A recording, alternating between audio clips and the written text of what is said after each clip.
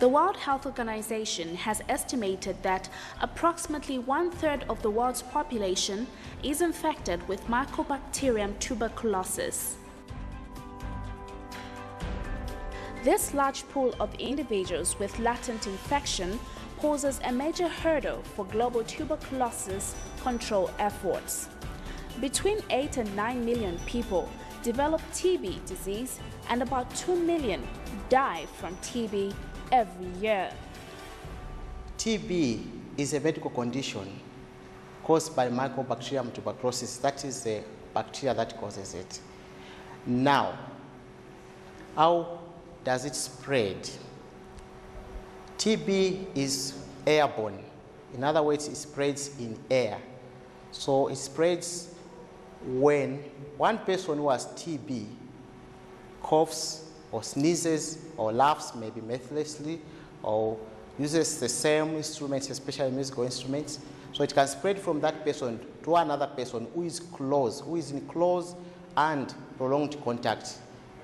Now what happens is that when TB enters your lungs, in this case, it does not spread to cause disease. The body's defense comes to block it. In other words, the body's defense quarantines TB. It makes it dormant.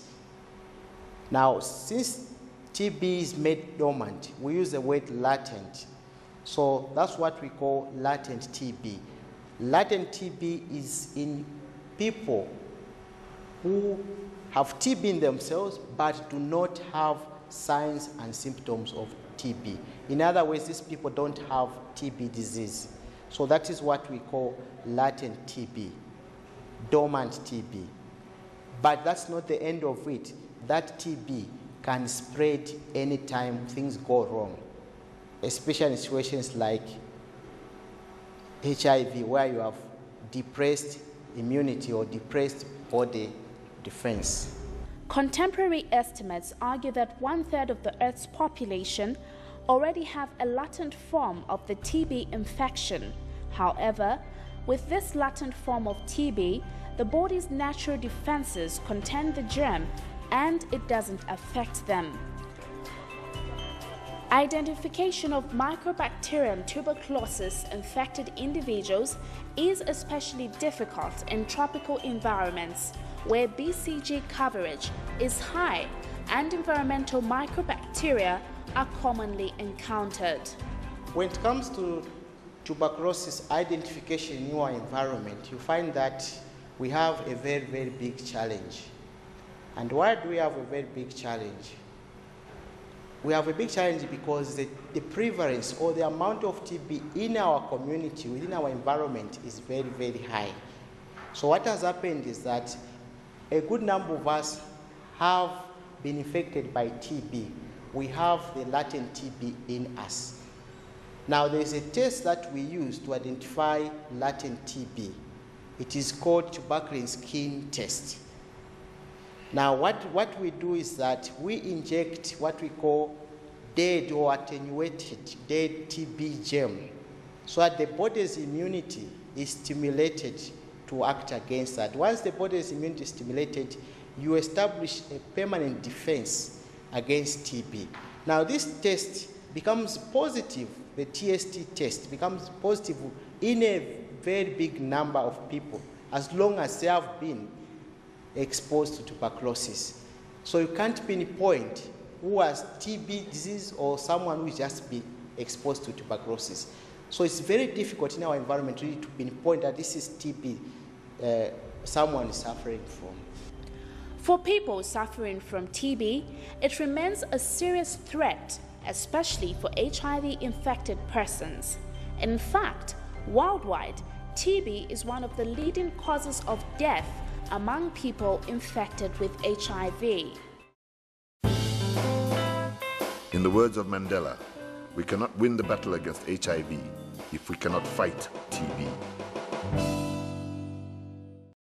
We have people who are co-infected, that is, who are infected with HIV and TB at the same time. Now, HIV poses a challenge to the diagnosis of TB. As I said previously, we find it difficult to identify it because our tests which we can use may not be positive, especially in people who are living with HIV. Now, why is it important? HIV reduces the immunity, and we need the immunity to protect us from TB. Now, the fact that HIV has sort of depressed this immunity, TB now takes advantage. In other words, TB progresses very fast in HIV. It causes disease very fast. And again, you find that the people who have TB also tend to have rapid progression of HIV. So that's why it's very, very important for someone to be screened for both TB and HIV. People infected with HIV, the virus that causes AIDS, are more likely than uninfected people to get sick with other infections and diseases. TB is one of these diseases. Without treatment, as with other opportunistic infections, HIV and TB can work together to shorten the life of the person infected. Someone with untreated latent TB infection and HIV infection is much more likely to develop active TB disease during his or her lifetime than someone with HIV infection. HIV infection is the strongest known risk factor for progressing to active TB disease. A person who has both HIV infection and active TB disease has an AIDS-defining condition. Why is it important to know if I have TB and HIV infections? HIV infection weakens the immune system. If a person's immune system gets weak, TB infection can activate and become TB disease.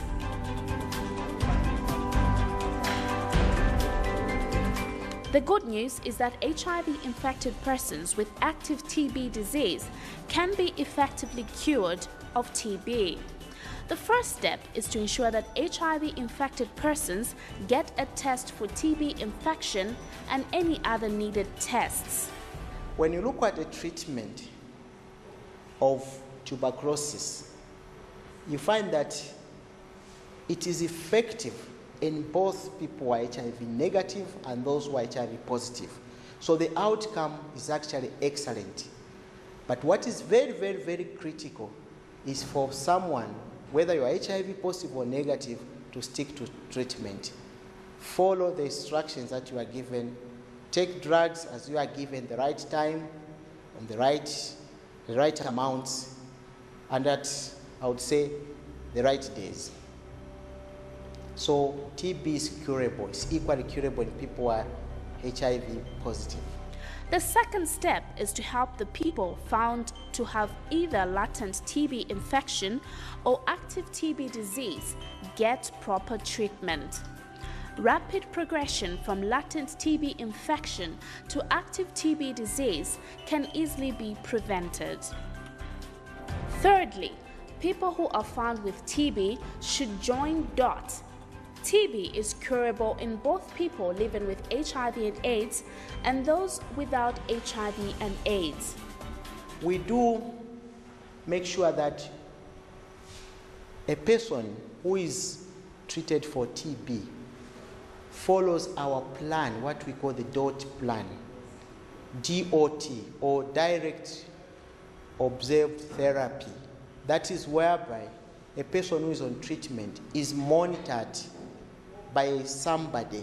It could be a relative or a volunteer or a health worker. So we choose one of these people to make sure that the first 2 months of treatment, this person takes all the drugs correctly. That is, at the right time and in correct dosages. That's what we do. So once they follow the DOT plan or DOT, whether HIV positive or negative, the outcome is excellent. TB is the #1 killer of people living with HIV.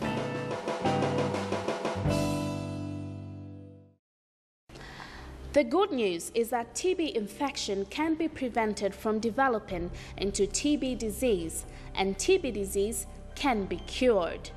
For those who are HIV positive and children under 5 years of age, there is a preventive therapy available to help protect them from catching TB called isoniazid preventive therapy, or IPT. What is IPT? These days, we are talking of some important intervention which WHO has come up with and which we are following now. And these interventions are what we call the 3 I's. 3 I's are there specifically to prevent the spread of TB, to prevent the development of TB into disease, and to prevent infection from one person to another. Now, what are the 3 I's? We have what we call intensified case finding. This is a situation where we are talking about going in the community to look for TB. Make sure that we screen TB, control TB, and also prevent HIV, so that people do not develop TB disease. They don't have this TB. Now we have what we call as another preventive therapy.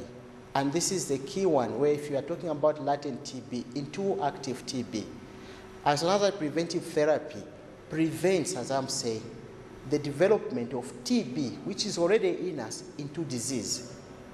It prevents us from having those symptoms if we have TB in us, those signs and symptoms. So we give a tablet, we give a drug called isoniazid. It is one of the TB drugs. So we give to someone who is living with HIV or children who have been exposed to TB. Once we give them this, they'll take this drug for 6 months, and it's hoped that after 6 months, this person should be protected from TB for 2 to 3 years. Now, we also need to make sure that if we are to prevent the development of latent TB, we need to make sure that the person is not exposed to infection. So by this we are talking about infection control. We should look at our environment. Is there good ventilation? How do we look after people who already have TB? What are the hygienic measures that we are taking? Do we know how to cough in public, to cough in an enclosed space? Do people know how to cover their mouths? Do people know how to spit? So those measures, if we bring in infection control measures, we can also prevent this development of TB, which is in latent form, into another form, which is active disease. So I believe that by sticking to the 3 I's, latent TB may not be a problem in our community. TB will not spread fast if it's diagnosed and treated quickly.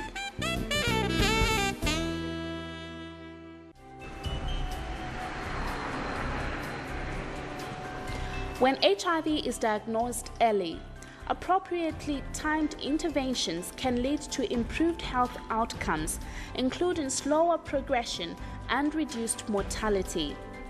Identifying TB patients, suspects, and contacts who are HIV infected allows for optimal TB testing of these groups and provides opportunities to prevent TB in those without the disease. Who should be tested for HIV in TB clinics? All patients in TB clinics should be tested for HIV. This includes TB suspects, patients, and contacts. These are just some of the World Health Organization's recommended activities that increase human capacity for providing better integrated TB-HIV collaborative care in countries and regions hardest hit by the AIDS epidemic. The goal is to establish comprehensive TB and HIV care for patients, no matter which way they enter the clinic, to get them onto treatment quicker.